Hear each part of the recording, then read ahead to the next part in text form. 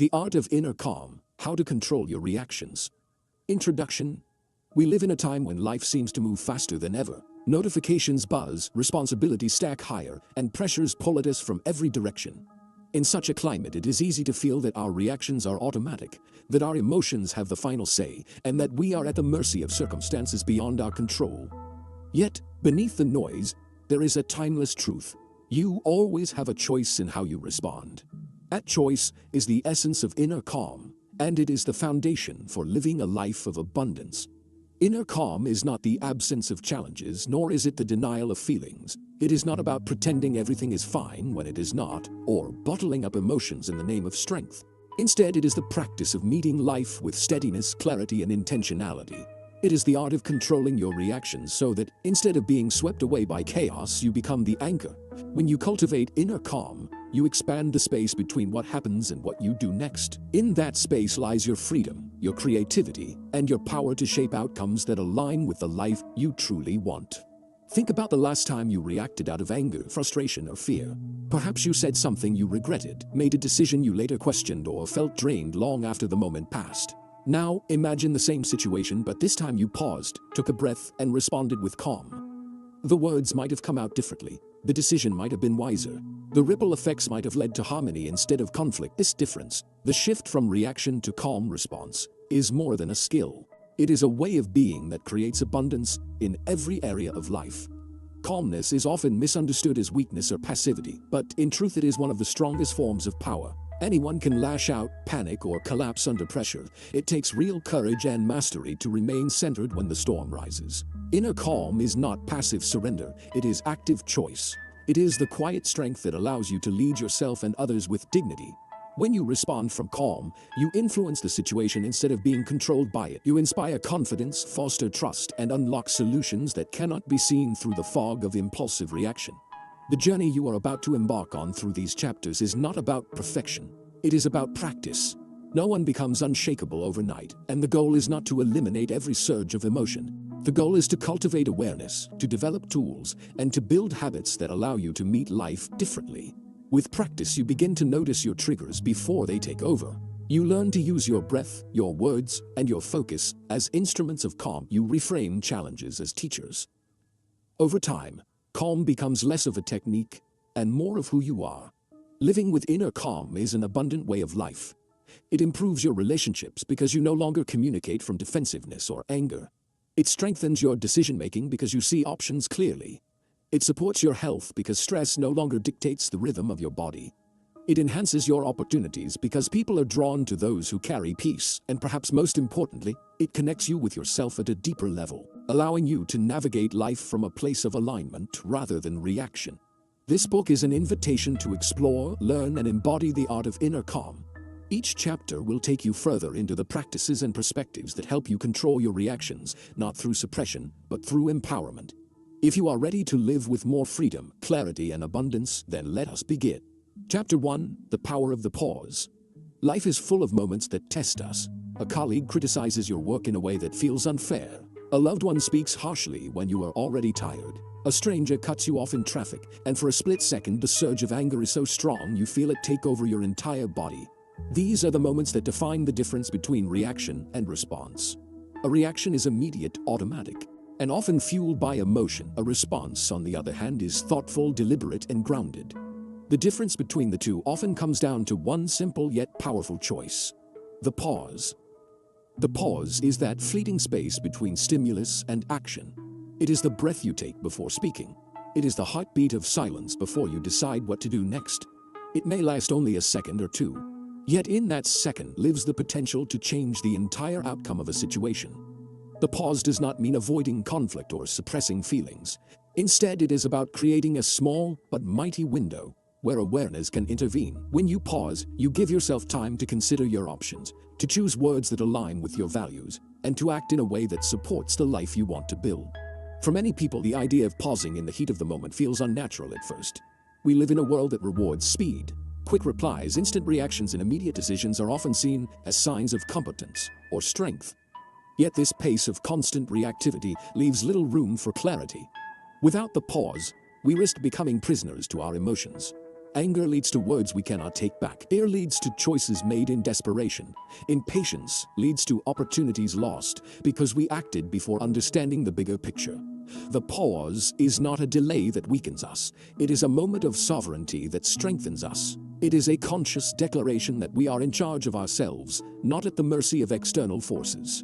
Consider the story of a manager who receives an email filled with criticism from a client. The immediate reaction is to fire back with defensiveness, justifying every decision, pointing out the client's mistakes and sending it off in a rush of adrenaline. But the manager decides instead to pause. She steps away from her desk, takes a walk around the block, and allows her mind to settle. When she returns, she rereads the email with a calmer perspective. She notices the frustration beneath the client's words, but also sees opportunities to clarify, repair, and strengthen the relationship. Her response, written from calm rather than reaction, not only resolves the issue, but also builds greater trust with the client. That trust leads to more business, more respect, and ultimately more abundance. The pause became the bridge to growth. The pause also works internally, not just in external interactions. Imagine the thoughts that often run through your mind when things do not go as planned. A small mistake at work might trigger a spiral of self-criticism. Missing a deadline might make you label yourself as lazy or incompetent. These reactions are not only unkind but untrue. Pausing before accepting those thoughts as facts allows you to examine them with clarity. You can ask yourself whether the thought is helpful, whether it reflects reality, or whether it is just an echo of old patterns. With that pause, you can choose a kinder, more constructive response, one that builds confidence instead of tearing it down. The abundance mindset thrives in the pause, because abundance is not about rushing through life or controlling every detail. It is about recognizing the richness of options, the freedom of choice, and the ability to create from a place of calm. When you pause, you open yourself to possibilities that reaction blinds you to. A heated argument might reveal an opportunity for deeper understanding. A challenging circumstance might reveal a chance to innovate. A moment of disappointment might reveal a door closing so that another can open. Without the pause, you are too busy reacting to notice the gifts hidden in the moment. It is important to remember that the pause is not weakness. It is not silence born of fear, nor is it passivity. The pause is active. It is deliberate. It requires discipline to stop yourself from acting on impulse. It takes strength to resist the pull of anger or the push of urgency. And it takes wisdom to recognize that a second of stillness can lead to hours, days, or even years of better outcome. The pause is a practice like training a muscle. The more you use it, the stronger it becomes. At first, you may catch yourself only after you have already reacted. Over time, you begin to notice the surge of emotion before it explodes. Eventually, the pause becomes second nature, a natural rhythm of your life. One of the simplest ways to practice the pause is through the breath. Breathing is always with you, a tool you carry wherever you go. When you feel the rise of strong emotion, even a single deep breath creates space. It slows the racing heart, calms the nervous system, and gives the mind a moment to reset. That breath is the essence of the pause. It is small, invisible, and often unnoticed by others, but it changes everything for you. Over time, linking the pause with the breath creates a powerful anchor you can return to in any situation. Relationships are perhaps the clearest mirror of the pause's power. Think of the countless misunderstandings, conflicts, and wounds that arise because of words spoken too quickly. When you pause before responding to a loved one, you give yourself the chance to choose compassion over defensiveness, curiosity over judgment, and patience over frustration. This choice not only strengthens the bond, but also creates an atmosphere of safety and respect. People feel seen and heard when you respond thoughtfully rather than react impulsively. In this way, the pause becomes not only a gift to yourself, but also a gift to those around you. In moments of crisis, the pause becomes even more essential. When circumstances feel overwhelming, the urge to act quickly can be intense, yet rushing often leads to mistakes. Leaders who embody calm are not those who never feel stress, but those who know how to pause long enough to regain perspective before taking action. Their calm spreads to others, creating stability in uncertain times. This is why the pause is not just a personal tool, but a form of leadership, whether you are leading a team, a family, or simply leading yourself. The art of inner calm begins with the pause. It is the foundation upon which all other practices are built. Without it, awareness has no space to rise, gratitude has no room to soften, and perspective has no time to shift.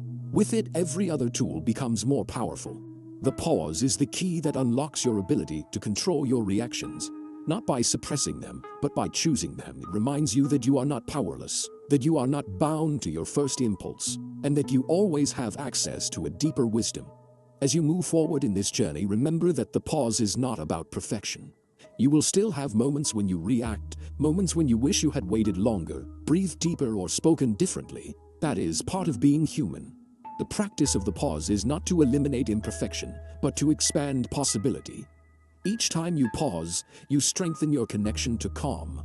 Each time you choose a response over a reaction, you cultivate abundance, and with each practice, you step further into the art of living with inner calm. Chapter 2: The Science of Calm. Calm may appear to be an abstract quality, something mystical or elusive that only a few people seem naturally to possess. Yet, when we look closer, calm is not random or out of reach. It is deeply rooted in how our brain and body function.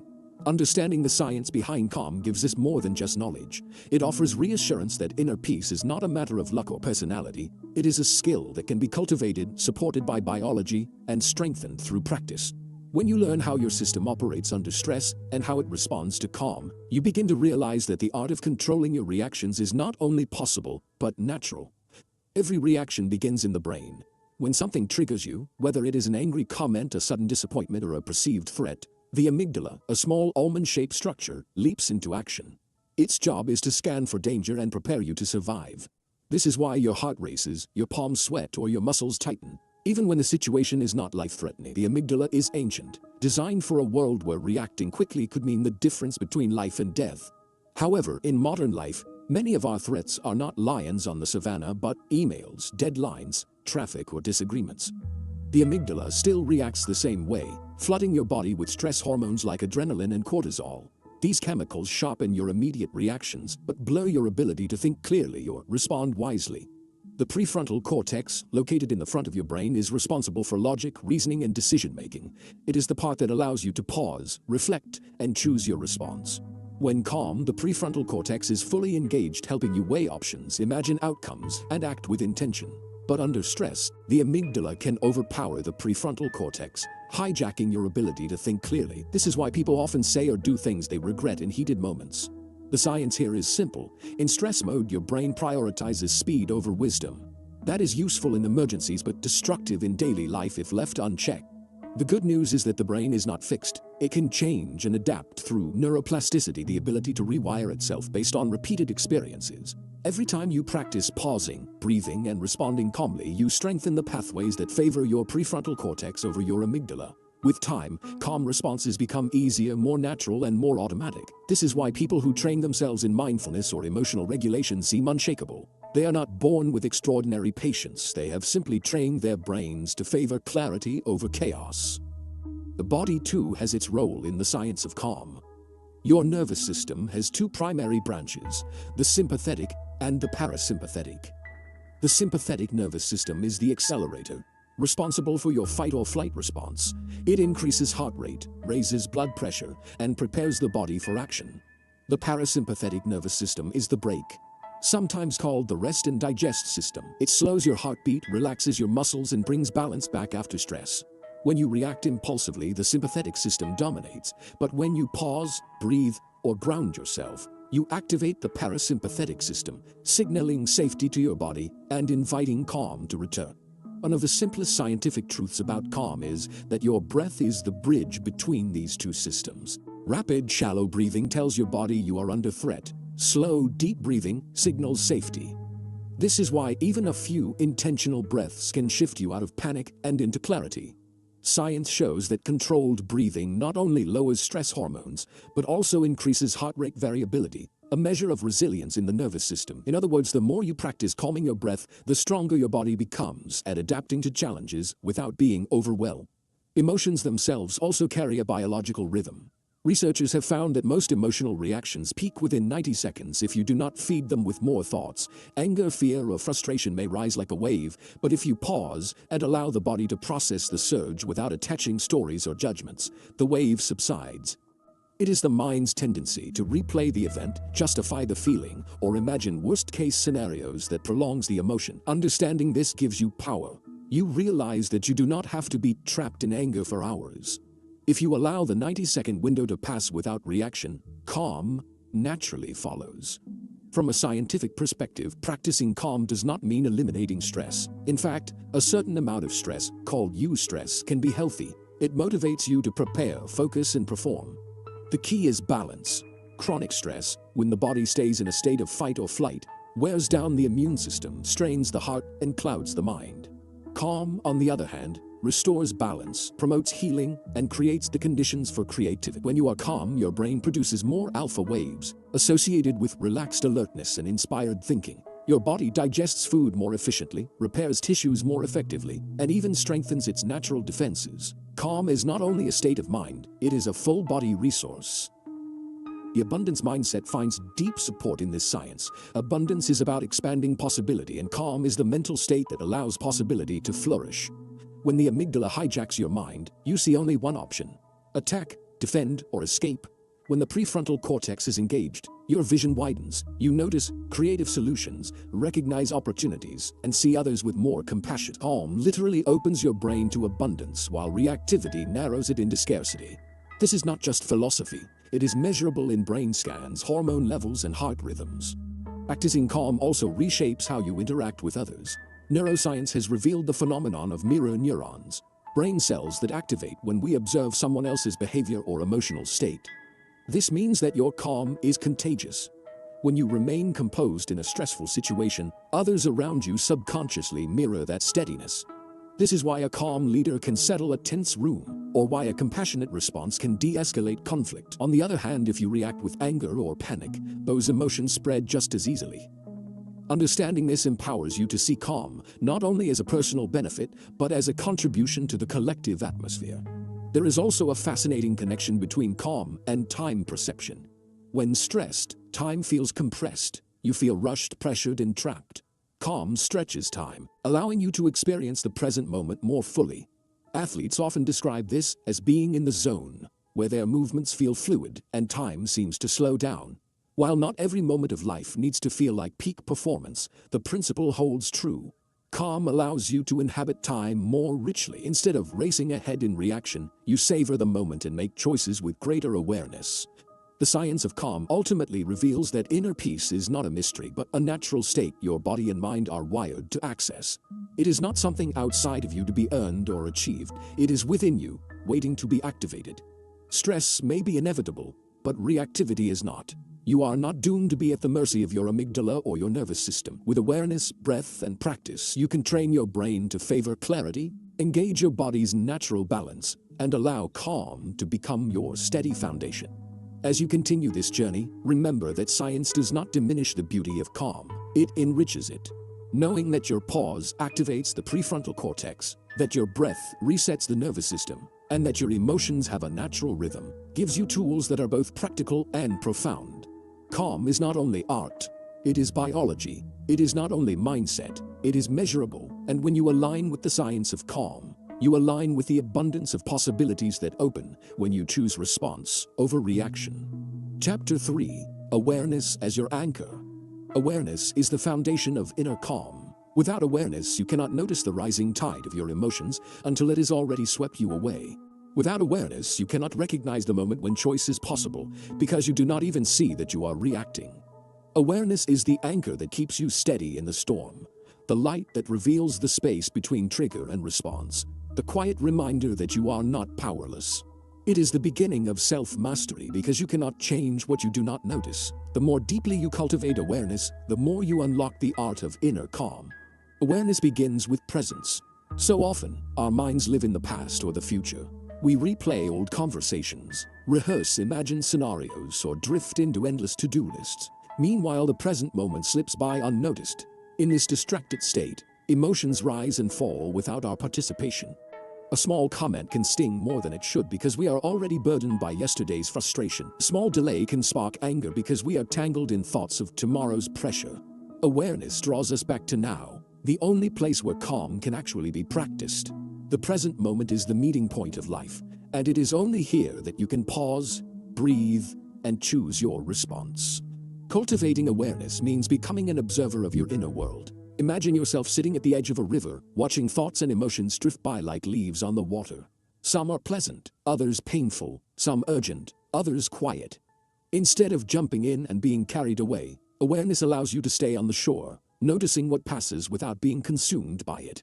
This does not mean you stop feeling or thinking. It means you recognize that you are not your thoughts and you are not your emotions. You are the one who notices them. From this perspective, you can choose how much attention to give, how much energy to invest, and how to respond.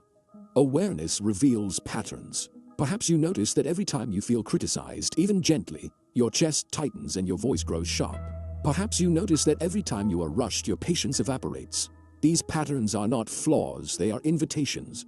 By seeing them clearly, you begin to understand your triggers, those hidden buttons that ignite strong reactions. Once you know your triggers, you are no longer surprised by them. You can anticipate them, prepare for them, and soften their hold on you. In this way, awareness transforms triggers from enemies into teachers. Each one shows you where you still have space to grow and where calm has yet to take deeper root. Awareness also extends outward. When you are grounded in awareness, you begin to notice not only your own inner state, but also the energy of others. You see beyond their words to the emotion beneath. You recognize when anger is masking fear, when criticism is hiding insecurity, or when silence is carrying grief. This does not mean you absorb the emotions of others. It means you can meet them with greater compassion. Instead of reacting defensively, you respond with understanding. Instead of being pulled into someone else's storm, you remain anchored, steady, and able to choose how to engage. The practice of awareness does not require extraordinary effort. It requires willingness. It begins with simple noticing. As you breathe, notice the sensation of air entering and leaving your body. As you walk, notice the rhythm of your steps, the feeling of your feet on the ground. As you listen to someone speak, notice the tone of their voice and the way your body reacts. These small acts of noticing build the muscle of awareness. With time, you become more alert to the subtle shifts in your body and mind that signal an oncoming reaction. You notice the tightening jaw, the racing heart, the restless thoughts. And in noticing, you give yourself the chance to pause before the reaction takes over. Awareness deepens through reflection. At the end of the day, you might look back and ask yourself, when did I feel calm? When did I lose it? What triggered me and what helped me? Reflection turns daily life into a classroom, where every experience becomes an opportunity to learn. This is not about judgment or shame, it is about curiosity. With curiosity, you begin to see your life as a teacher and yourself as a student of calm. Over time, patterns emerge, insights deepen, and your awareness grows more refined. You begin to anticipate challenges and navigate them with greater skill. Awareness is also about acceptance. It is easy to resist uncomfortable feelings, to push them away or bury them under distractions. Yet awareness asks you to acknowledge what is present, even when it is messy or difficult. This acceptance does not mean you approve of the feeling or want it to stay forever. It means you are willing to face it honestly. Ironically, the feelings we resist often grow stronger, while those we acknowledge tend to soften. By simply saying to yourself, I feel angry, or I feel anxious, you reduce the grip of that emotion. Awareness allows the feeling to be seen, and in being seen, it begins to dissolve. The abundance mindset is built on awareness because abundance requires openness. If you are blind to your own inner world, you cannot fully see the opportunities around you. Awareness allows you to step back from scarcity thinking, where fear and defensiveness dominate, and step into possibility, where calm reveals options and paths you could not see before.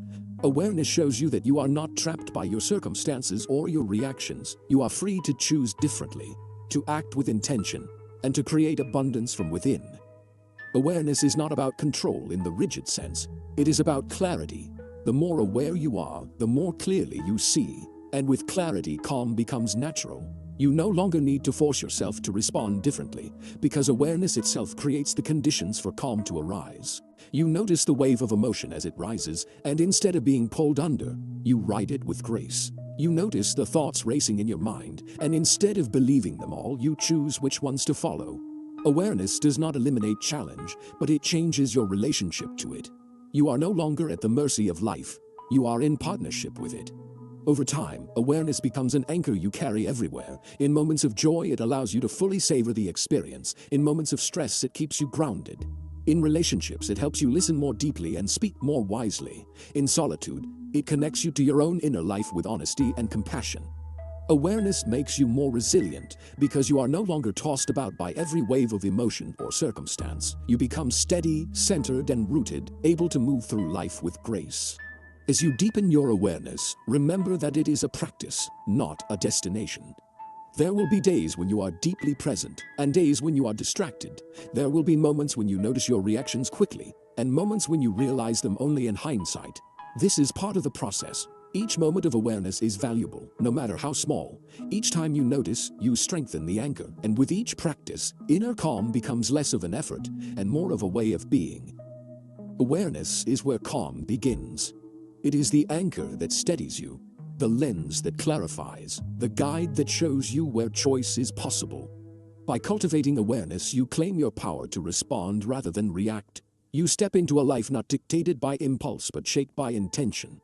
You align yourself with abundance, where every moment becomes an opportunity to grow, to learn, and to live with greater peace. In awareness, you discover not only the art of inner calm, but the art of living fully. Chapter 4. Reframing triggers into teachers. Every person carries within them a collection of triggers. These are the small sparks that ignite strong emotional reactions, often out of proportion to the situation itself.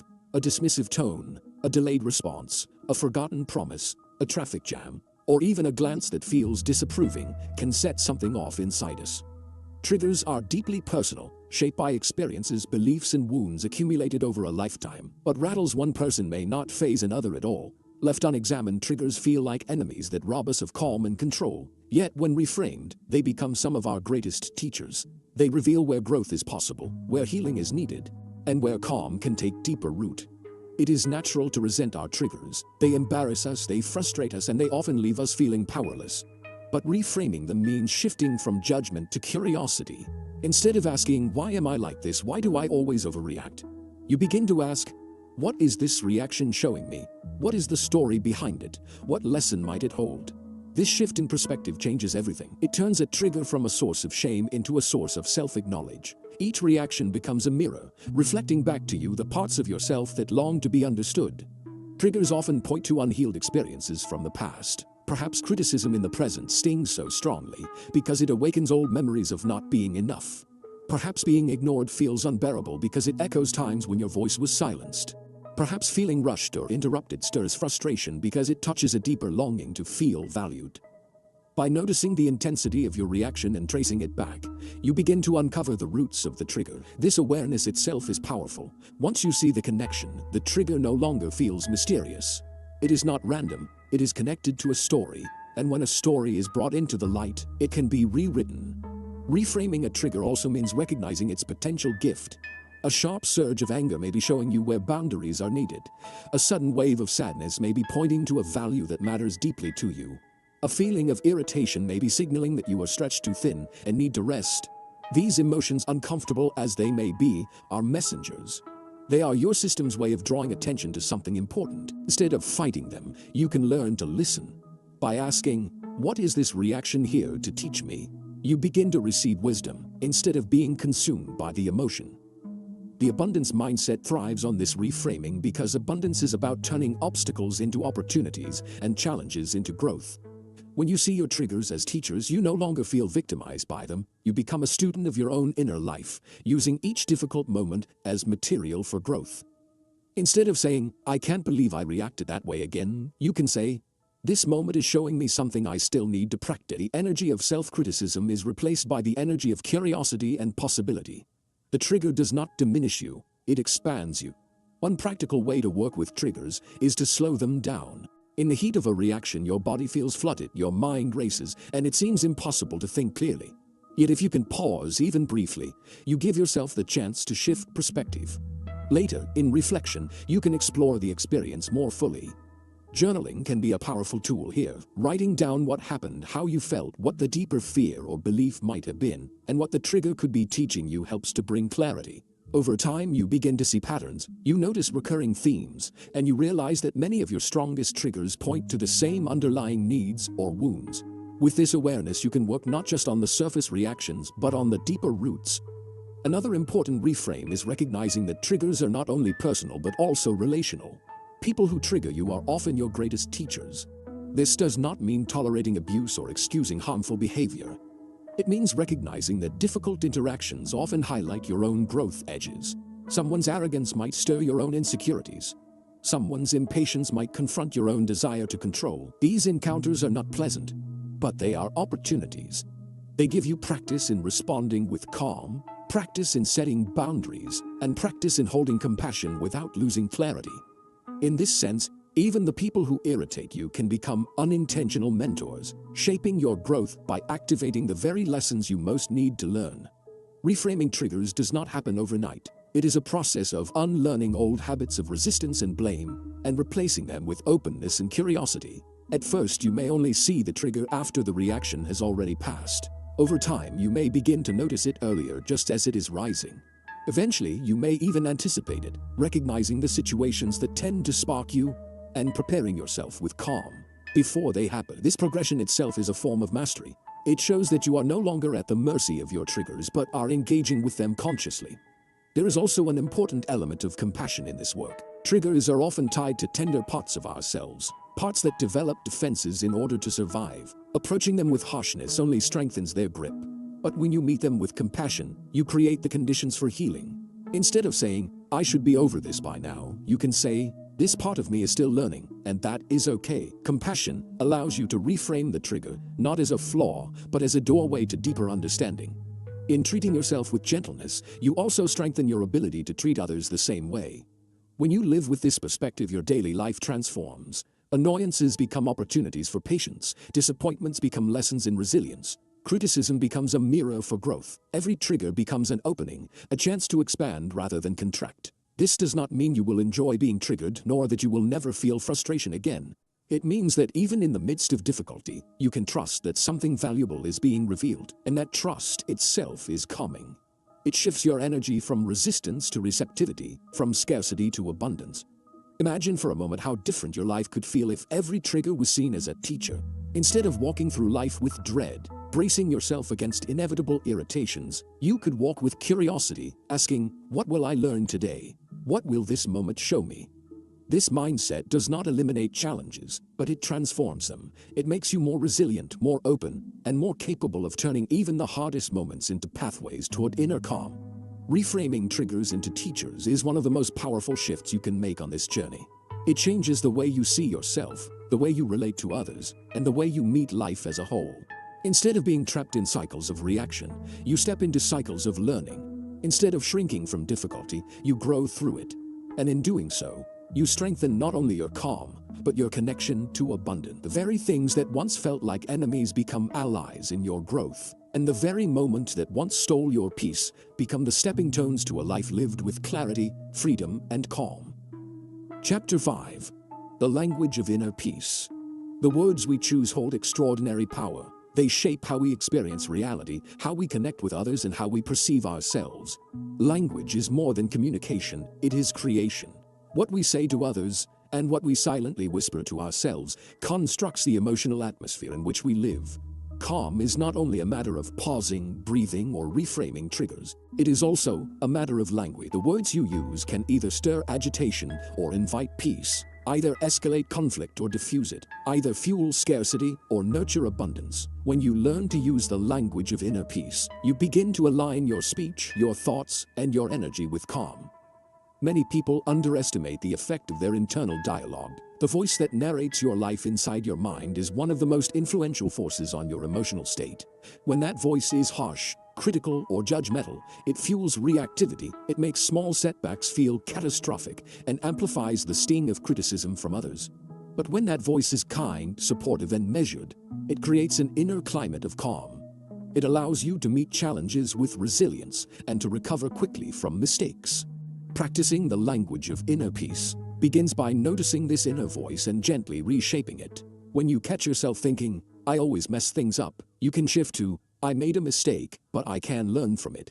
When you hear yourself saying, "I can't handle this," you can reframe it as, "This is difficult, but I can take one step at a time." These shifts are not about denying reality, but about speaking to yourself in ways that foster clarity instead of chaos. Language also has a profound impact on relationships. Words spoken in frustration or anger can wound deeply, sometimes leaving marks that last long after the moment has passed. Yet words chosen with care and calm can heal, uplift, and strengthen bonds. The difference is not just in what is said, but in how it is said. Tone, pacing, and intention all matter. When you slow down, Speak with intention and choose words that reflect respect. You invite the other person into a calmer exchange. This does not mean avoiding difficult conversations or hiding the truth. It means delivering truth in a way that can be received. Saying, "You never listen to me," ignites defensiveness, while saying, "I feel unheard right now and I need your attention," invites connection. Both statements express frustration, but only one creates the possibility of understanding. The language of peace is also about listening. True listening is itself a form of language because it communicates respect, openness, and presence without words. When you listen without interrupting, without rehearsing your reply, and without judgment, you give a powerful message. You matter. I hear you. I am here. This act alone can diffuse tension and restore calm in relationships. People are often less reactive when they feel heard. Listening is not passive silence but active presence, and it is one of the most potent ways to embody the language of inner peace. Another dimension of peaceful language lies in the metaphors we use. The way we frame experiences through language shapes how we perceive them. If you describe your life as a battlefield, you will approach each day with a sense of combat and vigilance. If you describe your challenges as storms, you may expect only struggle and survival. But if you see your life as a journey, challenges become lessons, and progress becomes movement rather than victory or defeat. Shifting metaphors is a powerful way to change your inner state. When you call a problem a puzzle, it invites curiosity instead of dread. When you describe an obstacle as a stepping stone, it opens the possibility of growth. The language of peace reframes difficulties in ways that keep you calm, open, and resilient. It is also essential to recognize the cumulative effect of daily language. Small phrases repeated often shape your mindset. Complaining constantly, even about trivial things, reinforces a habit of agitation. Gratitude, on the other hand, expressed through simple words, builds a habit of calm. Saying thank you often, not only to others but also in silent recognition of life's gifts, trains your mind to focus on abundance. The language of peace is rich with appreciation. It notices beauty, acknowledges effort, and speaks kindness. In a world that often leans toward criticism and complaint, choosing words of gratitude is a radical act of calm. Calm language is not about avoiding strong expression or always sounding serene. There are moments when passion, urgency, and firm boundaries are necessary, but even in those moments, the intention behind your words matters. You can say no with anger, or you can say no with clarity. You can express frustration with cruelty, or you can express it with honesty. The language of inner peace does not strip you of power. It strengthens it. People listen more closely when your words carry calm authority rather than frantic defensiveness. Leaders who master this language inspire loyalty and trust. Parents who practice it create homes where children feel safe. Friends who embody it build bonds that withstand the storms of life. Awareness of language also extends beyond words into the silence between them. Pausing before speaking, allowing a conversation to breathe, and resisting the urge to fill every gap with words are practices of peace. Silence itself can be a language of calm, signaling thoughtfulness, presence, and respect. Often the most powerful response in a heated moment is not a clever retort, but a quiet pause that resets the tone of the exchange. Silence can be a gift, giving space for emotions to settle and for understanding to emerge. The abundance mindset flourishes in the language of peace because words create reality. Scarcity speaks in absolutes, always, never, impossible. Abundance speaks in possibilities, maybe, what if, let's see. Scarcity says there's not enough. Abundance says there is more to discover. The language you choose either closes doors or opens them. When you commit to speaking in ways that reflect abundance, you begin to notice opportunities where before you saw only limitations. You invite collaboration where before you expected conflict. You speak life into your circumstances rather than reinforcing patterns of stress. Learning the language of peace is not about perfection, but about practice. It requires listening to yourself, noticing when your words escalate tension, and choosing differently next time. It means catching yourself in self-criticism and replacing it with encouragement. It means pausing in conversation to find words that reflect your values rather than your impulses. Over time, this practice transforms not only your communication, but your entire presence. People begin to associate you with steadiness, clarity, and trustworthiness. And you begin to feel more at home in your own skin, because your words align with the calm you are cultivating inside. The language of inner peace is ultimately about harmony. Harmony between your thoughts and your words. Harmony between your feelings and your expressions. Harmony between yourself and others. It does not mean avoiding conflict, denying emotion, or speaking only in soft tones. It means bringing intentionality to your words so that they reflect the abundance you want to live in. With every phrase, every conversation, and every silent thought, you are either building calm or eroding it. By choosing the language of peace, you make calm not just an inner state but a way of living that touches everyone around you. Chapter 6. Breath. The silent reset button. There's a wisdom so simple, so close to us, that we often overlook it. It is the breath. From the moment we are born until the moment we leave this world, breath is our most constant companion. It is effortless and automatic, yet it holds the power to shift our entire state of being. The breath is always with us, quietly sustaining life.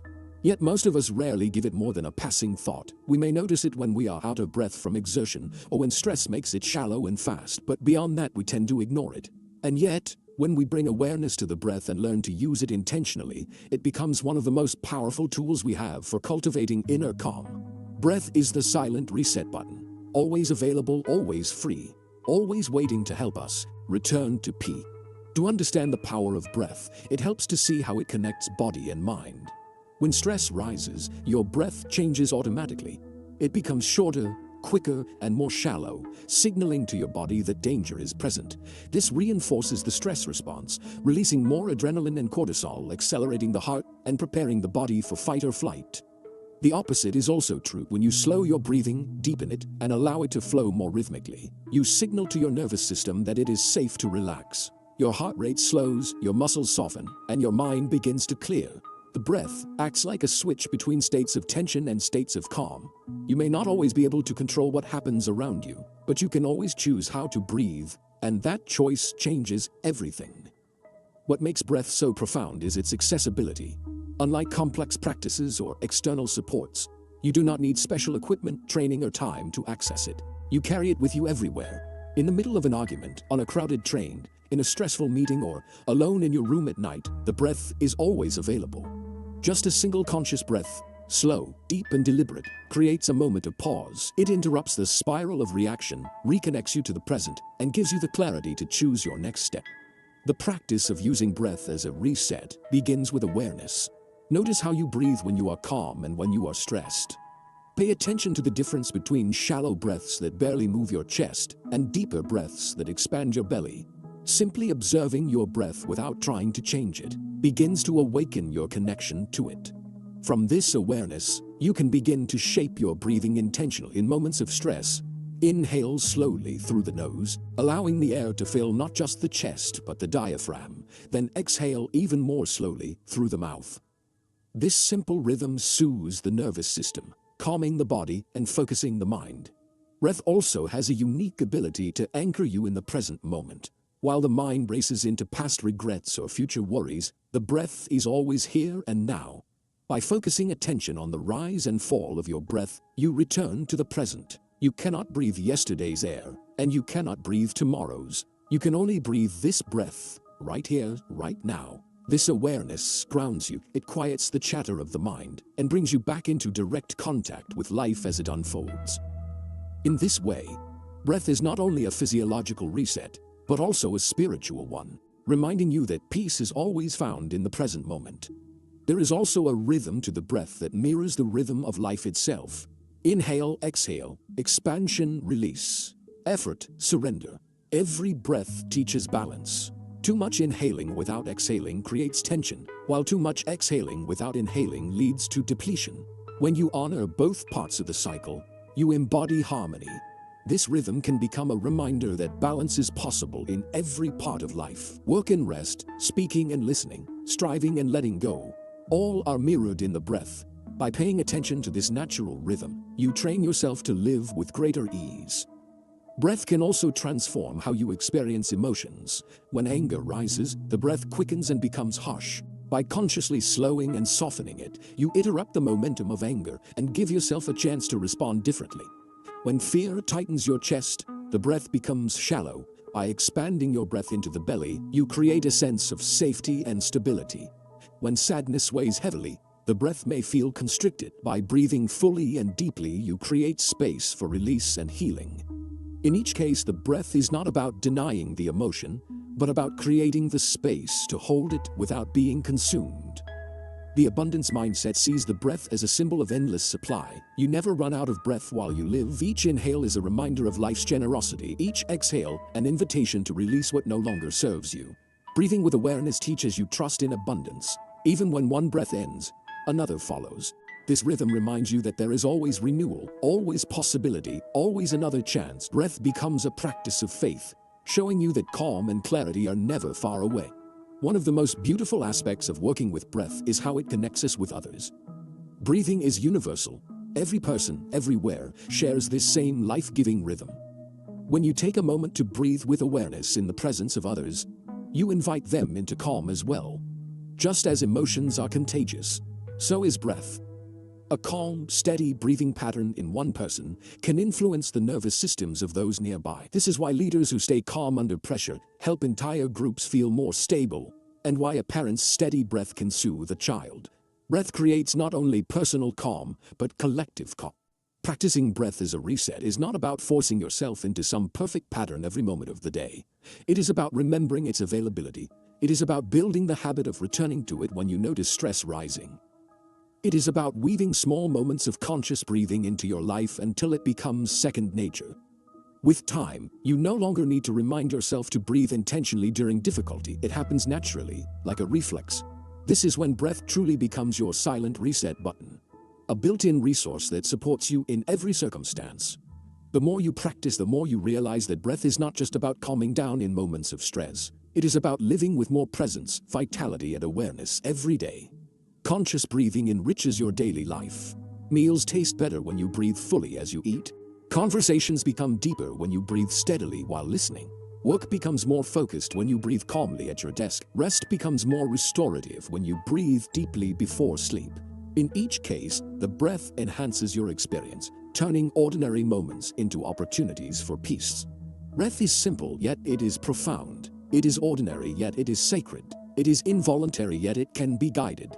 When you learn to use it as your silent reset button, you gain access to calm whenever you need it. No matter the storm outside, no matter the challenge before you, the breath is always there, ready to bring you back to center. It is a gift so close, so constant, that it is easy to forget. But once you rediscover it, you will see that it is one of the most reliable allies in your journey toward inner calm. Every inhale is an invitation to begin again. Every exhale, an opportunity to let go. And in this rhythm, you find not only calm, but also a reminder of the abundance that flows through every moment of your life. Chapter 7. Emotional Mastery Through Gratitude. Emotions are powerful forces that shape how we experience life. They color our perceptions, influence our choices, and guide the way we relate to others. Yet when left unchecked, emotions can also dominate us, leading to reactions that we later regret. The art of inner calm is not about denying or suppressing emotions, but about learning to navigate them with wisdom. One of the most effective and life-affirming ways to cultivate mastery over emotions is through the practice of gratitude. Gratitude softens the sharp edges of reactivity, broadens perspective, and transforms even the most difficult circumstances into opportunities for growth. It is a key that unlocks calm, resilience, and abundance in the emotional landscape of our lives. Gratitude shifts the way we interpret events. When something challenging happens, the natural impulse is often to focus on what is wrong, unfair, or missing. This scarcity focus fuels stress and makes it harder to respond calmly. Gratitude changes the lens. It does not deny that hardship exists, but invites us to also see what is present, what is working, and what can be appreciated. In moments of difficulty, gratitude allows you to say, "This is hard, but I am grateful for the lesson it brings," or "This is painful, but I am grateful for the strength I am discovering in myself." That shift in language and perspective does not erase the challenge, but it reduces the grip of negative emotion and creates room for calm.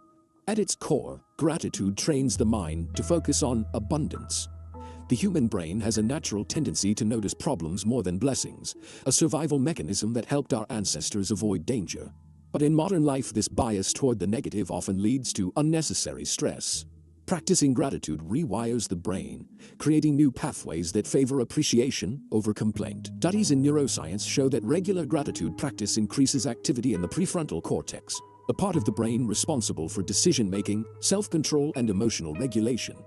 This means gratitude literally strengthens the part of your brain that helps you pause, reflect, and respond rather than react. In this way, gratitude is not only uplifting but deeply practical in cultivating emotional mastery. Gratitude also transforms the energy of emotions themselves. Anger, for instance, thrives on a sense of being wronged. Gratitude interrupts anger by shifting attention from what was taken to what remains. Fear thrives on uncertainty. Gratitude calms fear by focusing on what is already secure. Sadness thrives on loss. Gratitude softens sadness by highlighting what still brings meaning. This is not about dismissing or invalidating emotions, but about balancing them. By practicing gratitude, you give yourself a fuller picture of reality, one that includes not only pain but also possibility. This balance allows you to hold strong emotions without being controlled by them. One of the most effective ways to anchor gratitude is through daily practice. Taking a few moments each morning or evening to reflect on 3 things you are grateful for creates a powerful shift. These do not have to be grand achievements or dramatic blessings. In fact, the most transformative gratitude often arises from ordinary details: the warmth of sunlight on your face, the kindness of a friend, the taste of a nourishing meal, the breath that sustains you. By noticing and naming these small gifts, you train yourself to live in a state of appreciation. Over time, gratitude becomes not just an activity but a mindset, shaping the way you meet every moment. Gratitude also plays a profound role in relationships. When you express appreciation to others, you strengthen connection and trust. Words of gratitude are like nourishment to the bond between people, reminding them that they are seen and valued. Too often, relationships suffer not from lack of love, but from lack of expressed appreciation. Taking the time to acknowledge another's effort, presence, or kindness can diffuse tension, heal misunderstandings, and invite greater harmony. Gratitude shifts the focus from what is lacking in a person to what is worthy of recognition. This not only calms conflict, but also creates an atmosphere where both people can thrive. The abundance mindset thrives on gratitude because gratitude affirms that life is already full. Scarcity says, "I don't have enough, I am not enough, and I will never have enough." Gratitude counters with, "I have been given much, I am growing, and more is possible." Gratitude does not blind you to challenges, but it keeps those challenges from overshadowing the goodness that is also present. It expands your vision, allowing you to see opportunities even in setbacks. From this expanded vision, calm naturally arises. You no longer feel trapped by what is missing, you feel empowered by what is available. Even in moments of deep struggle, gratitude can be a lifeline. Consider someone facing illness. It would be easy for fear and despair to dominate, yet when that person practices gratitude, perhaps for the support of loved ones, the dedication of caregivers, or even the lessons that suffering reveals, the emotional weight lightens. Calm emerges not because the struggle has disappeared, but because the mind has found balance. Gratitude makes space for peace, even in difficulty. It allows you to say, "This moment is hard, but it does not define the whole of my life." That perspective alone can restore strength and resilience. Gratitude is also contagious. Just as anger or fear can spread quickly in a group, gratitude has the power to uplift collective energy. When you embody gratitude, others around you feel it. They are inspired to notice blessings in their own lives and to respond more calmly in challenges. This ripple effect means that your gratitude does not only benefit you, but also contributes to the peace of your family, your community, and even the larger world. One person's steady gratitude can calm an entire room. Emotional mastery does not mean never feeling anger, sadness, or fear. It means holding those emotions with enough awareness and perspective that they do not control your actions.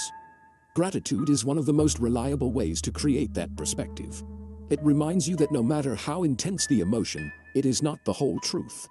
There is always something to appreciate, something to learn, something to value. That reminder shifts you from being a prisoner of emotion to being a participant in your own growth. Gratitude gives you a choice. The practice of gratitude also deepens over time. At first it may feel forced or artificial, especially in hard moments. But like any muscle, the more you exercise it, the stronger it becomes. Eventually, gratitude becomes second nature, arising spontaneously even in stress. You may find yourself saying thank you in your heart during traffic, in conflict, or in disappointment. At that point, gratitude has become woven into who you are, and calm flows naturally from it. Gratitude is not just a practice but a way of being. It is the recognition that life, even with its challenges, offers gifts in every moment. It is the decision to focus on what is present rather than what is absent, on what is working rather than what is broken, on what is possible rather than what is impossible. This decision transforms your emotions, your relationships, and your sense of abundance. Gratitude does not deny reality, it enriches it. And when you live in gratitude, you live in calm, because you are continually reminded of the goodness that surrounds you and the strength that resides within you. Chapter 8. Releasing Control, Gaining Power.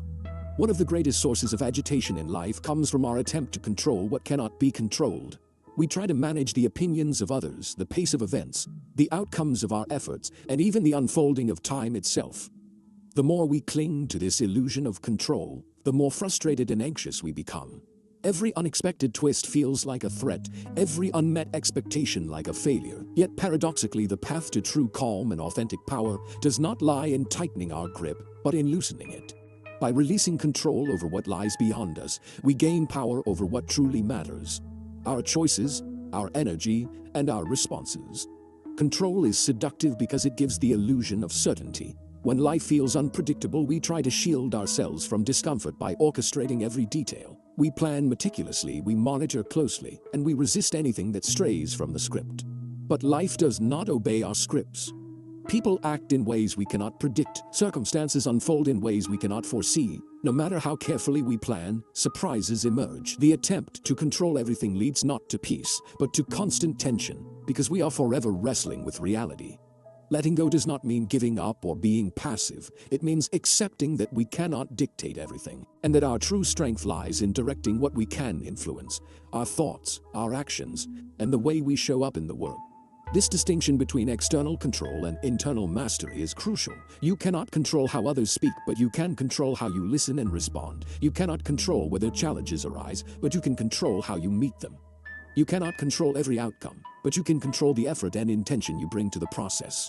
This shift in focus is liberating. It redirects your energy away from impossible battles toward meaningful influence. Instead of trying to bend the world to your will, you begin to cultivate resilience, adaptability, and calm. Releasing control also means surrendering the need to be right all the time. Much conflict arises not from genuine disagreement, but from the insistence that our perspective is the only valid one. This rigid stance fuels argument, defensiveness, and division. When you release the need to control how others think, you create space for dialogue, understanding, and even surprise. You discover that listening openly often leads to insights you had not considered. By loosening the grip on being right, you gain the deeper power of connection and growth. Letting go of control requires trust. Trust in yourself, trust in others, and trust in life itself. It is not blind faith that everything will always be easy, but a steady confidence that whatever arises, you have the capacity to meet it. This trust is the soil in which calm grows. When you believe you can only survive if everything goes according to plan, every deviation feels like disaster. But when you trust that you can adapt, you become more flexible. Instead of snapping under pressure, you bend gracefully like a tree in the wind. This flexibility is not weakness, it is strength. It allows you to move with life rather than against it. The abundance mindset flourishes in this release because abundance is about flow, not rigidity. When you cling too tightly, you choke the flow of possibility. You become so fixed on one outcome that you cannot see other opportunities emerging. But when you release control, you open yourself to abundance. You begin to notice doors you had overlooked, solutions you had not imagined, and paths you had not considered. What once felt like loss can be reframed as redirection. What once felt like failure can be seen as feedback. By letting go, you make space for life to surprise you with gifts that control could never have delivered. A clear example of this is in relationships. Many people try to control their partners, their friends, or their colleagues, often in subtle ways. They want others to behave a certain way, speak a certain way, or fulfill expectations exactly as envisioned. This control breeds tension and resentment. But when you release control and allow others to be who they are, relationships deepen. Instead of forcing connection, you invite it. Instead of demanding loyalty, you inspire it. This does not mean tolerating harmful behavior. It means distinguishing between what truly needs to be addressed and what is simply your desire for control. Releasing the latter creates room for authenticity, trust, and peace. Releasing control also brings profound relief. So much of our stress comes from trying to manage the uncontrollable. When you consciously let go, you lighten the load you carry. You no longer feel compelled to solve every problem, manage every outcome, or anticipate every twist. Instead, you focus on what is within your reach. This clarity makes your energy more effective and your presence more calm. You begin to realize that calm is not something you chase, but something you uncover by putting down what was never yours to carry in the first place. Of course, releasing control is not a one-time act, but an ongoing practice. The instinct to grasp will return again and again, especially in moments of uncertainty. But each time you notice it, you have the chance to pause, breathe, and ask yourself, is this within my control? If yes, then you can act with intention. If not, then you can release it. This question is a simple but powerful compass, guiding you back to calm. Over time, it becomes second nature, and you find yourself less entangled in battles you cannot win, and more invested in the choices that truly matter. Releasing control does not diminish your power. On the contrary, it magnifies it.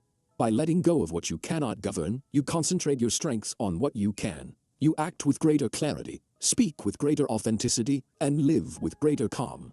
You become less reactive because you no longer feel threatened by every unexpected change. You are anchored in your own mastery rather than tossed by the winds of circumstance. This is the paradox of letting go. The less you cling, the stronger you become. In the end, life will always be bigger than your plans, and people will always be more complex than your expectations. You cannot control every turn of the road, but you can decide how you walk it. You can choose whether to grip tightly and suffer every bump, or to loosen your hold and move with grace. Releasing control is not about surrendering your dreams or abandoning your efforts. It is about shifting your focus from domination to alignment, from rigidity to flow, from fear to trust. And in that shift, you gain the calm that makes abundance not just an idea, but a lived reality. Chapter 9. The calm advantage in relationships.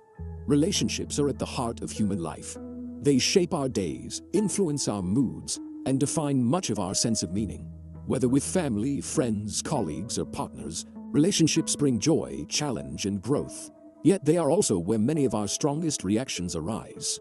A careless word, a dismissive gesture, or a forgotten responsibility can spark anger, disappointment, or hurt. In moments like these, the difference between reaction and calm response determines not only the outcome of the moment, but also the overall health of the relationship.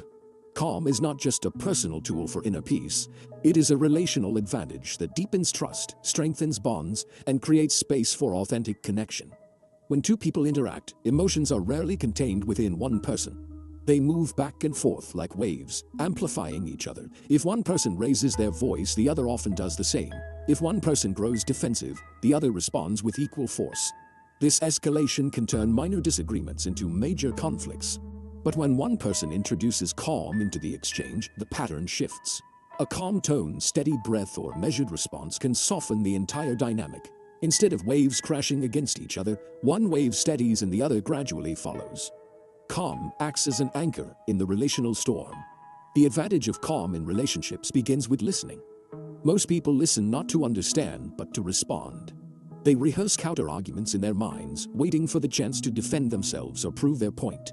This type of listening fuels tension because it does not truly hear. Calm listening, however, is different. It is spacious, patient, and attentive. It communicates respect, even when there is disagreement. When you listen calmly, the other person feels seen, and that feeling alone can reduce defensiveness. Often people argue not because their ideas are so different, but because they do not feel acknowledged. Calm listening breaks that cycle and opens the door to understanding. Calm also changes the way you speak. Words delivered in anger tend to inflame, while words delivered in calm invite dialogue. This does not mean avoiding honesty. In fact, calm allows honesty to be clearer and more effective. Saying, "I feel hurt when this happens," in a calm tone has more impact than shouting accusations. Calm words are easier to hear, easier to trust, and easier to build upon. They create a climate where difficult truths can be shared without tearing the relationship apart. Over time, this steady communication builds trust. People come to know that even in conflict, you will remain composed, and that reliability becomes a foundation for deeper connection. Another advantage of calm is that it gives you space to distinguish between what matters and what does not. In the heat of reactivity, everything feels urgent. A small annoyance becomes as big as a major betrayal. Calm perspective allows you to step back and ask, is this truly important, or is it a passing irritation? Many conflicts in relationships are fueled by small things that grow larger than they deserve. Calm helps you let go of pettiness and focus on what truly matters. Respect, love, trust, and understanding. This prioritization prevents unnecessary tension and preserves energy for the challenges that genuinely need attention. Exercise, fresh air, cleanliness of the body, and an overall mind off gamuts. Calm is also deeply reassuring to others. In a world where emotions can flare quickly, being around someone who remains steady feels like safety. Partners feel secure when they know disagreements will not turn into explosions. Children thrive when their parents respond with calm guidance instead of harsh reactivity. Colleagues respect leaders who can stay grounded under pressure. In each case, calm communicates strength, reliability, and care. It reassures others that they are safe to express themselves without fear of disproportionate backlash. This safety fosters authenticity, allowing relationships to deepen beyond superficial harmony. The abundance mindset frames calm in relationships as an investment. Every calm response is like a deposit into a shared account of trust and goodwill. These deposits accumulate over time, creating a reserve that can be drawn upon when challenges arise. When a difficult season comes, the relationship is better able to withstand it because the foundation is strong. Scarcity in relationships, by contrast, spends recklessly. Reactive words, harsh tones, and unresolved conflicts deplete the reserve, leaving the relationship fragile and unstable. By choosing calm, you continually build abundance in the relational bond, ensuring it can weather storms. It is important to recognize that calm does not mean avoiding boundaries. Some people mistake calmness for passivity, but in truth, calm makes boundaries stronger and clearer. When you set a boundary in anger, it may be dismissed as hostility, but when you set it in calm, it is more likely to be respected. Calm allows you to communicate boundaries without aggression, which makes them more sustainable. For example, saying calmly, "I cannot continue this conversation right now, let's revisit it later," is far more effective than storming out in frustration. Boundaries rooted in calm show respect for yourself and for the relationship, ensuring both can thrive. Calm also allows you to recognize the humanity in others, even when they fall short. Everyone makes mistakes, speaks carelessly, or fails to meet expectations at times. Reactivity magnifies these flaws, while calm puts them in context. Calm allows you to see that a partner's sharp word may be more about their own stress than about you, or that a colleague's mistake may be an opportunity for support rather than criticism. This perspective does not excuse harmful behavior, but it prevents unnecessary resentment. It reminds you that relationships are not about perfection but about grace, patience, and growth. In moments of deep conflict, calm is often the turning point. Arguments escalate until someone chooses to stop feeding the fire. That person breathes, softens their voice, and changes the tone. This moment of calm can shift the entire trajectory of the conflict. It invites the other person to mirror the calm rather than the chaos. It turns confrontation into conversation. It makes resolution possible. Without calm, arguments spiral endlessly, fueled by ego and emotion. With calm, there is a chance for healing and progress. The calm advantage in relationships is not about never feeling hurt, frustrated, or angry. It is about recognizing that those emotions need not dictate your behavior. You can feel strongly and still respond calmly. You can be firm without being harsh, honest without being cruel, and vulnerable without being defensive. This combination of strength and gentleness is what makes calm so powerful in relationships. It disarms hostility, builds trust, and creates the space for love and respect to flourish. Ultimately, relationships thrive not because people never disagree, but because they learn how to disagree well. Calm is the foundation of this skill. It allows you to approach differences with curiosity instead of hostility, to resolve conflict without breaking bonds, and to nurture connection even in difficulty. Calm is not just an individual practice, it is a relational gift. By bringing calm into your interactions, you not only transform the quality of your relationships, but also embody the abundance mindset in action, creating more peace, more trust, and more love in every connection you share. Chapter 10. Decision-making. From stillness. Every day, life presents us with decisions both large and small. Some choices feel trivial, like what to wear or what to eat. Others carry significant weight, such as whether to change careers, move to a new place, or commit to a relationship. Decision-making is a constant thread weaving through the fabric of life, and the quality of our decisions determines much of the quality of our outcomes. Yet for many, decision-making is a source of stress, second-guessing, and regret. This is often because decisions are made in haste from a place of reactivity or under the cloud of agitation. When the mind is restless, choices tend to reflect fear, urgency, or avoidance. But when the mind is calm, when stillness is present, decisions take on an entirely different quality. They become clearer, wiser, and more aligned with what truly matters. Stillness is not about the absence of thought, but about the presence of clarity. It is the quiet space where the noise of fear and pressure subsides, and the voice of wisdom can be heard. In moments of restlessness, the mind produces endless scenarios, each competing for attention. What if I fail? What if they reject me? What if I make the wrong move? These questions can create paralysis or impulsivity, two extremes that sabotage decision-making. Stillness interrupts that cycle. By pausing, breathing, and grounding yourself before acting, you create the conditions where deeper insight can emerge. The still mind is not empty but receptive, attuned to both logic and intuition, capable of seeing options without being clouded by panic. Decisions made from stillness are more often aligned with your values rather than your fears. When rushed or agitated, you might choose the option that brings immediate relief but not long-term fulfillment. For instance, you might stay silent in order to avoid conflict, even though speaking up is necessary for integrity. Or you might leap into a new opportunity because of fear of missing out, even though it does not truly fit your path. But when you allow stillness to guide you, you notice these impulses and question them. You ask, does this choice reflect who I want to become? Does it align with the life I am creating? From stillness, you choose not just to escape discomfort, but to walk toward growth. The science of calm supports this truth. When the brain is in a stressed state, the amygdala dominates, narrowing focus and reducing access to the prefrontal cortex, which is responsible for reasoning and foresight. This makes decision-making reactive, based on instinctive survival rather than thoughtful reflection.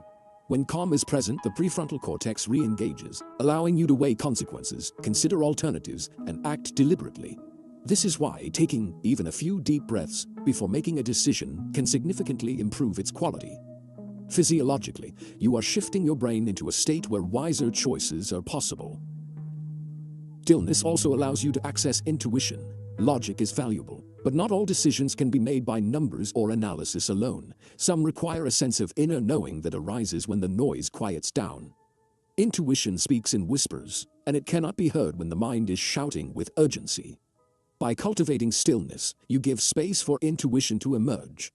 This does not mean blindly following every impulse, but integrating intuition with reason. Often, the best decisions arise when logic and intuition meet in the silence of stillness, each informing the other.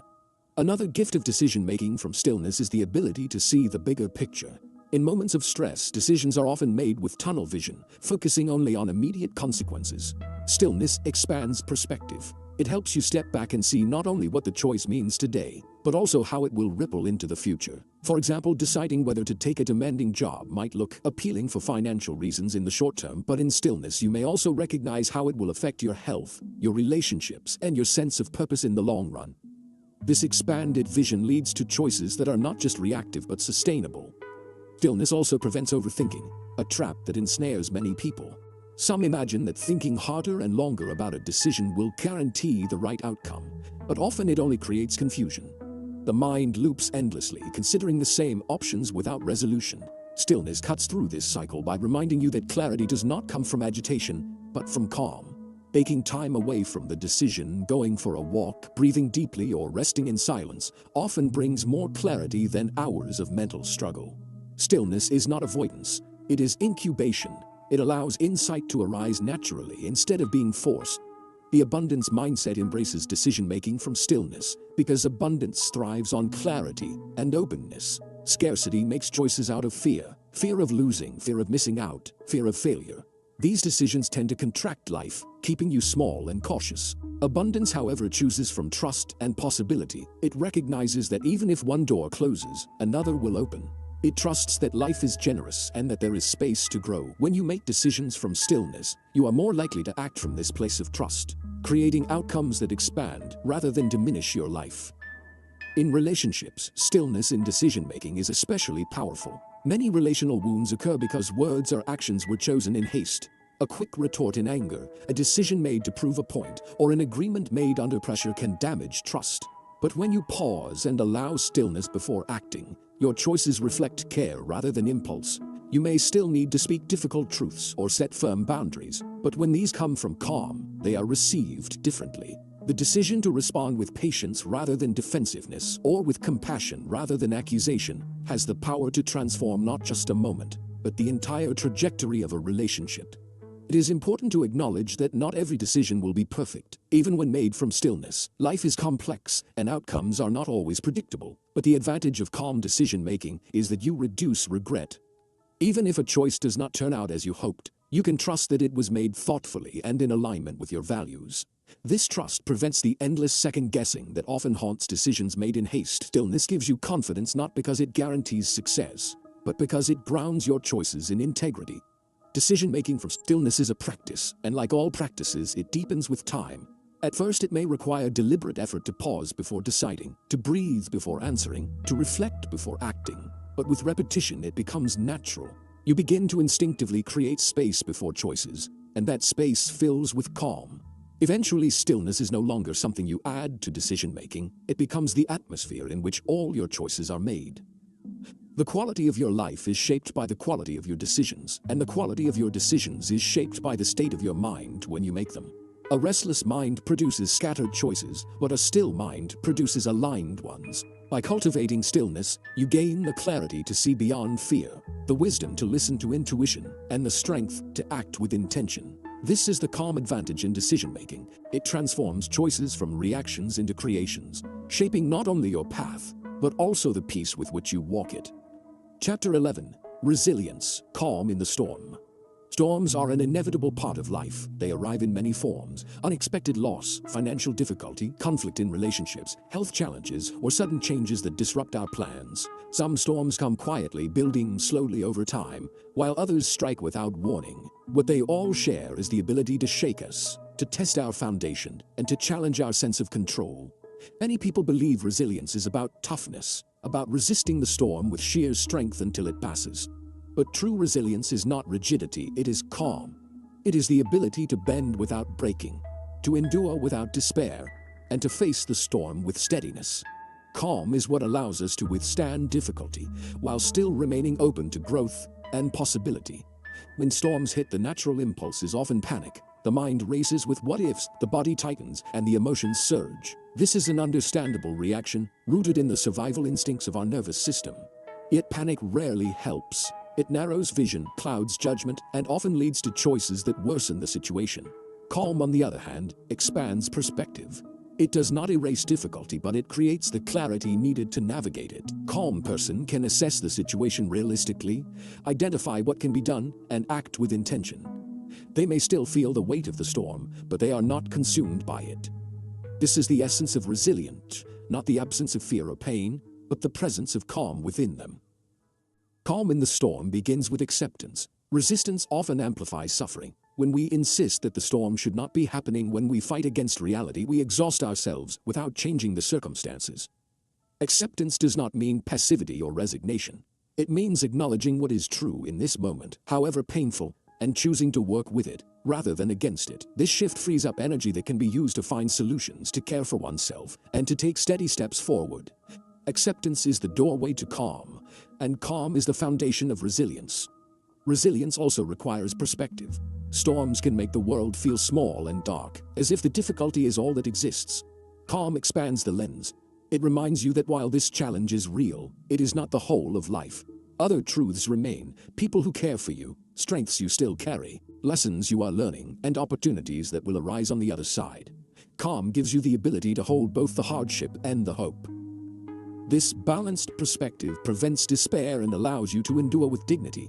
Another key aspect of resilience is adaptability. Storms often force us to change course, to let go of old plans and to discover new ways of moving forward. Without calm, change feels threatening, and we cling desperately to what was. With calm, change becomes an opportunity for growth. Calm allows you to say, "This is not what I wanted, but perhaps it is what I need to learn."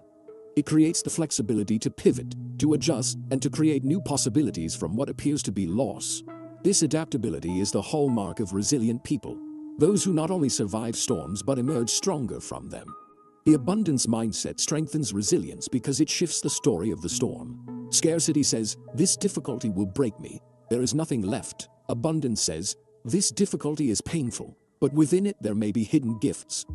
This does not romanticize suffering, nor does it deny its reality. It simply acknowledges that storms often reveal strengths we did not know we had, deepen relationships that might otherwise have stayed shallow, and awaken priorities that we might have ignored. When you approach storms with an abundant perspective, calm naturally follows, because you no longer see yourself as powerless. You see yourself as a participant in a larger unfolding, capable of finding meaning even in hardship. Calm in the storm also comes from connection. Trying to endure everything alone often leads to exhaustion and despair. Reaching out for support, sharing your struggles, and leaning on others does not make you weak, it makes you human. Calm allows you to ask for help without shame and to receive it with gratitude. It also allows you to offer support to others even when you are struggling yourself. In the reciprocity of giving and receiving, storms become more bearable and resilience deepens. A calm person knows that storms are not meant to be faced in isolation but within the strength of community. Practical tools also play a role in cultivating calm resilience. Breath, as explored earlier, is one of the simplest ways to steady yourself when fear threatens to overwhelm. Grounding practices such as noticing your body, your surroundings, or repeating a calming phrase can anchor you in the present moment. Reflection and journaling can help you process emotions and uncover lessons. Rest and nourishment allow your body to recover from stress. These small acts, practiced consistently, form a toolkit that keeps calm accessible even in the darkest times. Resilience is not one grand act of heroism, but a series of steady choices to care for yourself and move forward one step at a time. Storms will always leave their mark. They change us, sometimes in ways we would never have chosen. But calm ensures that the change is not only loss but also growth.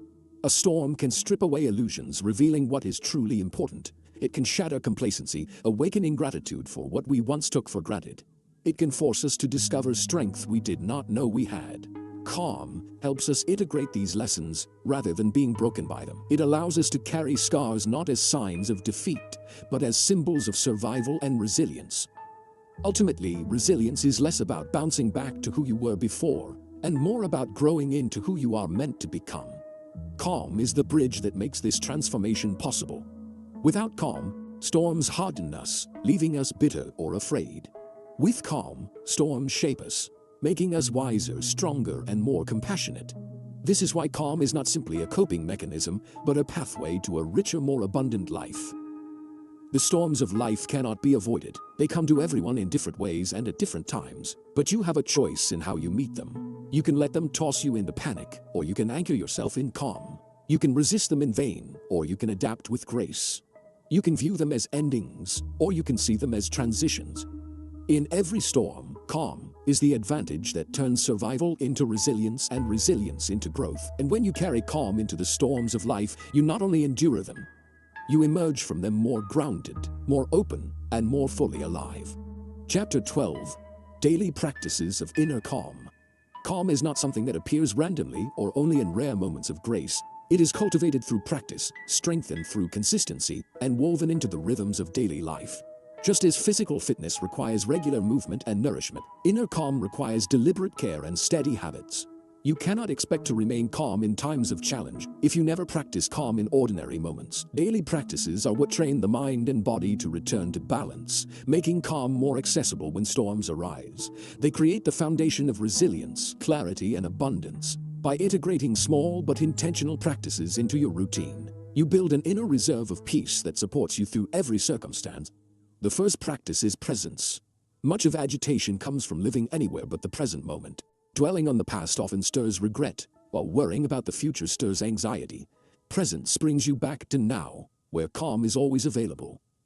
Practicing presence can be as simple as pausing to notice your breath, feeling the ground beneath your feet, or savoring a sip of water. These small acts anchor you in the moment, reminding you that peace is not found in what has been or what might be, but in what is here now. With time, presence becomes a natural habit, allowing you to meet each day with steadiness. Another daily practice of calm is intentional breathing. Breath is both ordinary and extraordinary. It sustains life automatically, yet when practiced consciously, it becomes a powerful tool for regulation. Setting aside a few moments each day for mindful breathing strengthens your ability to use breath as a reset in moments of stress. You might begin your day with 5 slow breaths before getting out of bed, or pause midday for a few minutes of deep, steady breathing. Over time, these moments condition your nervous system to return to calm more easily. Breathing is always with you, and making it part of your daily routine transforms it from background function into a steady ally. Reflection is also a cornerstone practice. Taking time each day to reflect on your experiences helps you build awareness and extract wisdom from ordinary moments. Reflection can take many forms: journaling, quiet contemplation, or simply reviewing your day before sleep. Ask yourself questions such as, when did I feel calm today? And when did I lose it? What helped me regain balance? What did I learn about myself? These questions shift daily experiences into opportunities for growth. They help you notice patterns and prepare for challenges with greater awareness. Reflection is how you turn practice into mastery, slowly shaping your responses over time. Gratitude is another essential daily habit. It softens emotions, broadens perspective, and aligns you with abundance. Making gratitude part of your daily life is simple yet transformative. Begin or end your day by naming 3 things you are grateful for. Write them down, speak them aloud, or silently acknowledge them. They need not be grand. Often the smallest details carry the most power. The warmth of sunlight, the kindness of a friend, or the quiet of a morning can shift your emotional state profoundly. By practicing gratitude daily, you train your mind to look for abundance, making calm more natural in every circumstance. Movement is a practice often overlooked in cultivating calm, yet the body holds much of the tension that the mind generates. Physical activity releases stress, balances energy, and clears the mind. This does not require intense exercise. Even gentle walking, stretching, or mindful movement can have profound effects. The key is consistency. Moving your body daily prevents the buildup of tension and creates a natural rhythm of release. When paired with awareness, movement becomes meditation in motion, aligning body and mind in calm. Mindful pauses throughout the day are another practice of inner calm. In a world that pushes constant speed, deliberately creating moments of stillness is revolutionary. These pauses can be as short as 30 seconds, closing your eyes, breathing deeply, and resetting your focus before the next task.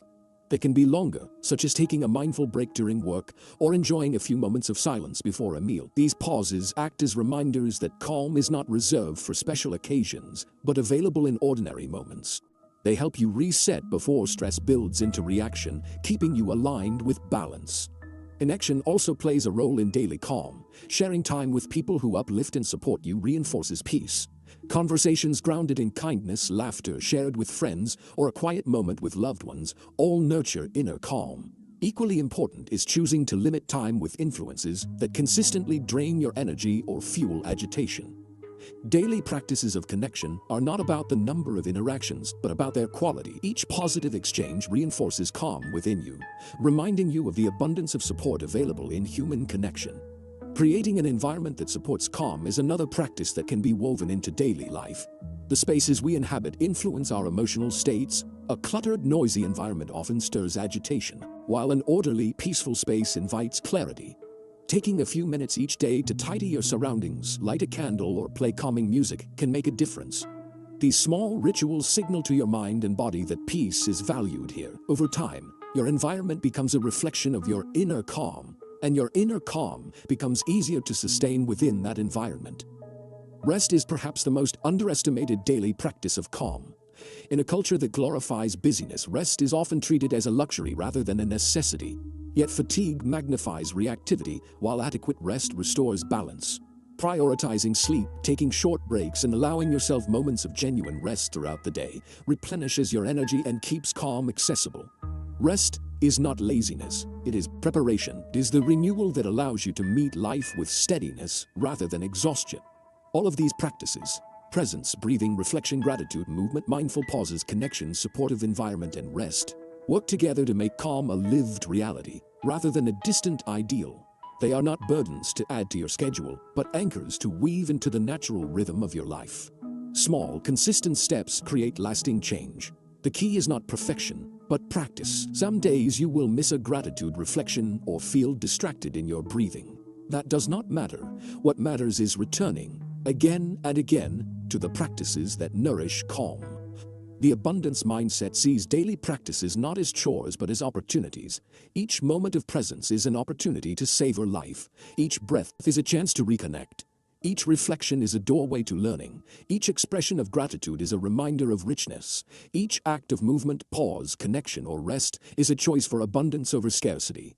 By practicing calm daily, you are not only preparing for storms, but also enriching the ordinary days with peace and clarity. In the end, inner calm is not built in grand gestures, but in the quiet consistency of daily life. It is shaped in the small choices you make each day to return to balance, to care for yourself, and to align with peace. These practices accumulate, weaving calm into the very fabric of who you are, and when the storms come, as they inevitably will, you will not need to scramble for calm. It will already be within you, nurtured by the daily practices that have become part of your way of being. Chapter 13. Living abundantly through calm. Calm is not only a skill to be practiced in moments of stress, but a way of living that permeates every area of life. It is not confined to private meditation or quiet pauses. It is a presence you carry with you into your relationships, your work, your health, and your sense of purpose.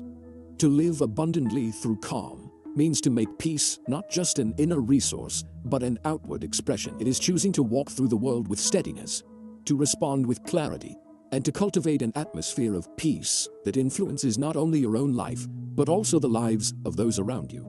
Calm becomes a way of being, a foundation upon which abundance naturally flourishes. When calm becomes your default state, relationships transform. Conflicts no longer spiral as easily because you bring steadiness into them. Misunderstandings are resolved more quickly because you listen with openness instead of defensiveness. Your presence becomes a source of reassurance, and people are drawn to the safety and trust you create. Living abundantly through calm in relationships means giving others the gift of being heard, respected, and valued, even when you disagree. It means choosing words that uplift rather than harm, choosing patience over impatience, and choosing compassion over judgment. These choices, repeated consistently, cultivate bonds that are not only peaceful, but deeply fulfilling. In the realm of work and purpose, calm allows you to perform with clarity and resilience. A calm mind is more creative, more focused, and more capable of making sound decisions. When you remain steady under pressure, others look to you as a leader, regardless of your title. Your calm becomes contagious, helping teams collaborate more effectively and navigate challenges with less conflict. Beyond performance, calm also helps you discern what truly matters in your work. It keeps you from chasing every distraction or burning yourself out in pursuit of endless demands. Instead, you align your actions with your values, making choices that are sustainable and meaningful. Living abundantly through calm in your work means measuring success not only by outcomes, but by the peace you bring to the process. Calm also enhances your health. Stress, left unchecked, wears down the body, weakens the immune system, and drains vitality. Calm restores balance, supporting both physical and mental well-being. When you cultivate calm daily, your body spends less time in fight or flight mode and more time in rest and repair mode. Sleep becomes deeper, digestion improves, and energy steady. Living abundantly through calm in your health means not only avoiding illness but thriving, carrying within you a sense of vitality that makes life richer. Calm also protects mental health by reducing anxiety and softening the grip of negative thought patterns. It gives you tools to regulate emotions, to recover from setbacks, and to maintain balance even in uncertainty. At a deeper level, calm connects you with your purpose. In a noisy world filled with endless demands and competing voices, it is easy to lose sight of what truly matters to you. Calm creates the space to listen to your inner wisdom, to discern what aligns with your values, and to walk a path that feels authentic. Living abundantly through calm means making decisions not from fear or pressure, but from clarity and conviction. It means saying yes to what resonates with your heart and saying no to what distracts from your purpose. Calm allows you to live in integrity, where your actions match your deepest truths. Living abundantly through calm also means becoming a source of peace for others. Just as agitation spreads, so does calm. When you embody calm, you influence the energy of your family, your community, and even strangers you encounter. A calm word can de-escalate tension. A calm presence can comfort someone in distress, and a calm response can model a new way of engaging with conflict. This ripple effect is part of abundance. The understanding that your calm is not only for yourself, but for the collective. Each time you choose calm, you contribute to a more peaceful environment, and that contribution multiplies far beyond what you can see. Importantly, living abundantly through calm does not mean living without difficulty. Life will always bring challenges, losses, and unexpected changes. Abundance does not erase hardship, it reframes it. Through calm, you learn to see challenges not only as obstacles, but as opportunities to grow, to deepen your resilience, and to discover new strengths. Calm allows you to face storms without losing yourself in them, to hold grief without being consumed, and to navigate uncertainty without collapsing into fear. This resilience is abundance itself, For it means that no matter what happens, you carry within you a resource that cannot be taken away. Living with calm as a way of being also enriches the simple moments of life. Abundance is not only found in achievements or milestones, but in the ordinary details. Sharing a meal, walking in nature, listening to music, or sitting quietly with a loved one. Calm makes you present enough to savor these moments, to recognize their richness, and to draw joy from them. Without calm, life rushes past in a blur of distraction and urgency. With calm, even the smallest experiences become meaningful, and you begin to see that abundance is not far away but always here, waiting to be noticed. To live abundantly through calm is to embody a balance of strength and softness. It is strength because calm gives you the power to master your reactions, to make wise decisions, and to endure difficulty without breaking. It is softness because calm opens you to compassion, to gratitude, and to connection.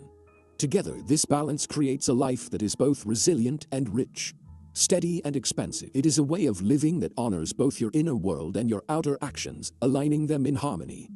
As you reach this final chapter, the invitation is not only to practice calm in moments of stress, but to weave it into the fabric of your daily existence. Let calm guide your words, your choices, your relationships, your work, your health, and your purpose. Let it be the atmosphere you carry with you, the foundation you return to, and the gift you offer to others. Living abundantly through calm does not mean avoiding the storms of life, but walking through them with grace, resilience, and trust. It means choosing peace even when chaos surrounds you, choosing clarity even when uncertainty arises, and choosing abundance even when scarcity whispers in your ear. In the end, the art of inner calm is not simply about controlling your reactions, but about creating a life that reflects peace in every dimension. It is about becoming a person whose presence is steady, whose choices are aligned, and whose life is abundant. This is the promise of calm. Not only freedom from reactivity, but the freedom to live fully, to love deeply, and to walk through the world as both a recipient and a source of peace.